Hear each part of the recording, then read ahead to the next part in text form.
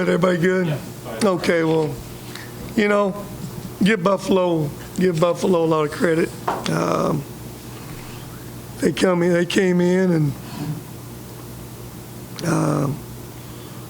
thought they were really good. Two areas that we were really concerned about. One area in particular was rebounding the basketball. That's a strength of their team, particularly when you play some zones, even another weakness. But you know, we knew our lack of depth a little bit. Didn't know what Jarius could do tonight. It's very obvious the first half Jarius wasn't himself at all. So it forced us to play a little bit of zone, and they got those backboards a bunch in it.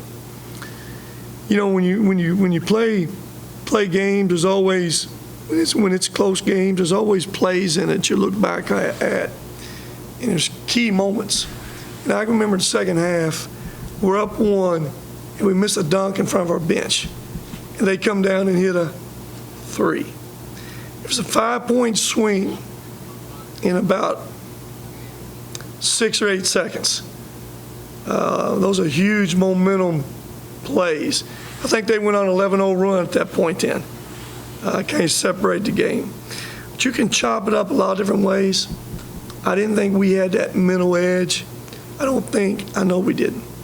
We didn't have that mental edge we had Saturday night. When I talk about mental edge, I'm talking about an emotion that you got to have to beat a good team like Buffalo.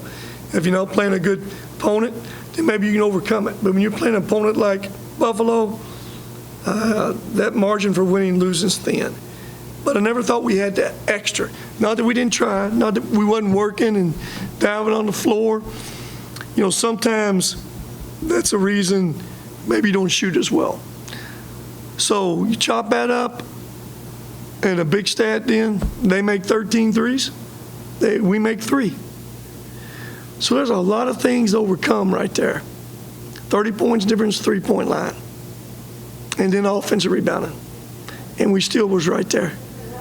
And I didn't think we didn't have that mental edge, honest. But give them credit. Buffalo played well tonight and made shots.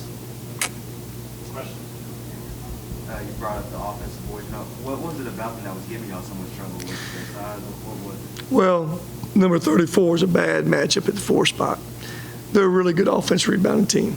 We know that going in.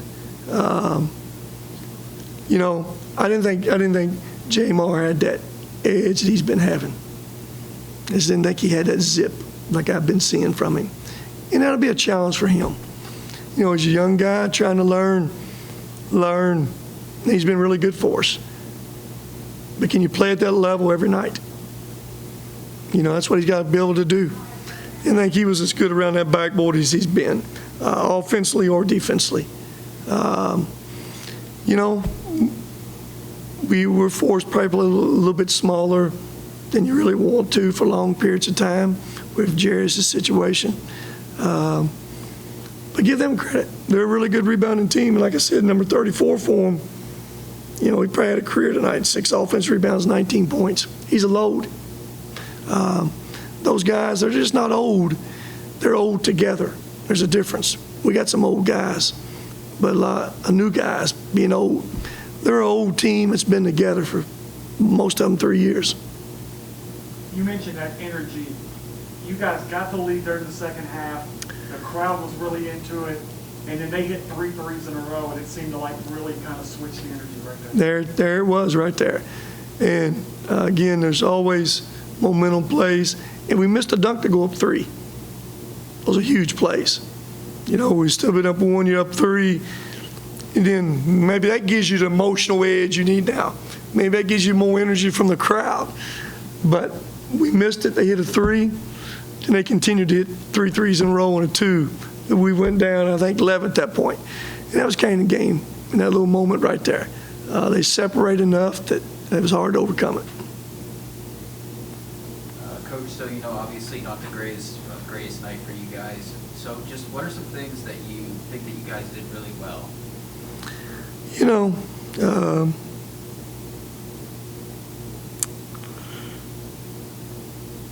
I don't know if there's anything we did really well. I thought early in the game the ball really moved. I thought we really got good shots early in that game. Thought we kind of controlled what was going on early in that game. But we didn't keep that going on. Like I said, I think Jarius was just himself, and he came in again. He hadn't done anything for a week, and his rhythm wasn't the same. You know, our guys tried. Our guys played hard now. I don't mean, when I say we didn't have that mental edge, I don't mean anybody was just not giving it all they got. Our guys were trying. They were diving on that floor after loose balls. They're in there fighting. Again, there's another edge when you have that mental edge. There's one more layer, and I didn't think we had that. So we didn't do enough things well enough to beat a team like Buffalo. You know, if we're having a lesser competition, then maybe you can not be at your best and overcome it. But you can't do that against a team like Buffalo. The zone seems to be giving them problems early.